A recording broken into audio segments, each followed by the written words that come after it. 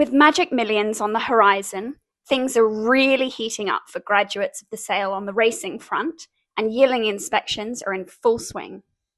Let's begin with Friday night at Canterbury, where Blue Bloods, So United, and Aquis's Hokusai are representing this groundbreaking Gold Coast sale. So United's first up this preparation. No doubt he's going to improve for the run, and one that traditionally improves as he gets over further in the campaign. But he's trialled up nicely. Hokusai is coming off what was an excellent second last start at Hawkesbury. She's stepping up in grade here, but I think she gets the right run from the draw and has found a track that'll suit. Power Ballad was extremely dominant when breaking her maiden 3 weeks ago.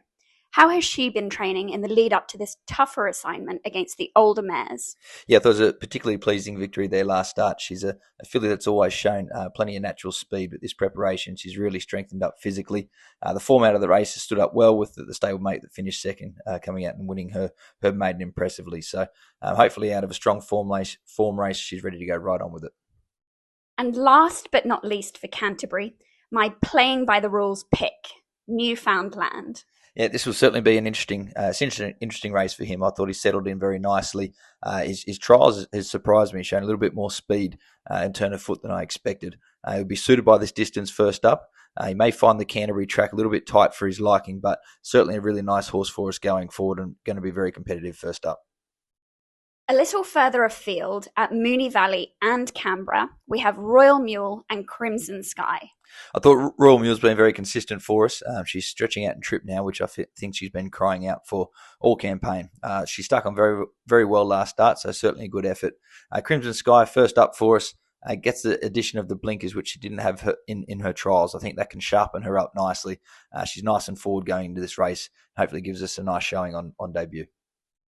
Moving into Saturday, and speaking of further afield, one of the most intriguing runners has to be Zoomon in the $1.5 million The Northerly at Ascot in WA. He's a lovely horse. He's settled in really well and absolutely thriving going into Saturday's race. Drawn out wide, but I don't think that's necessarily an issue for him. He can roll forward, put himself in the race. This is his first attempt under the weight for age conditions at Group 1 level, so no doubt going to be a good test for him, but a very nice stepping stone for him on his way to the Perth Cup.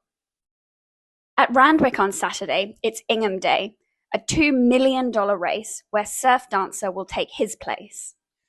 He's been a little bit unlucky in his two starts so far. First up, just unsuited by the shape of the race and certainly the distance against some race-fit horses. Second up in the Gong, he just found the conditions a little bit difficult for him. The heavy track, he was unable to get his confidence and let down. Third up here, he's at the race that he's been targeted all campaign for. He's drawn wide, so he's going to need a little bit of luck, but I feel he's in good shape and certainly going to run much better than what his two previous runs will suggest. And two further stakes races on the day are the ATC Cup and Inglis Nursery, where Derby Racing's I'm in to win, not I'm in town as most people call him, and Jupiter Hills represent the stable.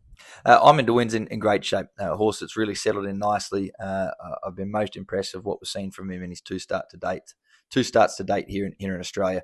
I think that most recent run over the 1,800 metres will really set him up nicely for this race, and he's certainly a big improver. Jupiter Hills is in fantastic order.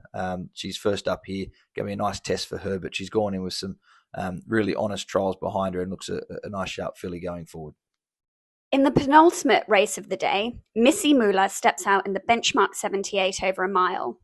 Do you expect the additional distance to bring out the improvement required to feature in the finish here?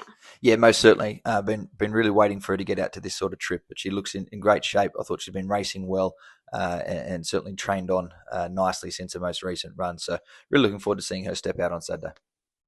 Our 2-year-olds seem to be going unbelievably well, and one really exciting filly for Glentree Pastoral makes her debut, Madrina. She's a nice sharp filly. We saw that in her most recent trial. Very natural speed horse. Lovely track that'll suit her well. A nice setup here on debut. She was professional in the trial, so I'd expect a very similar professional performance from her at the races, but she looks sharp and looks well placed here. On Sunday, we have Prince of Sapang making his return at Nowra. What can you tell the listeners about him?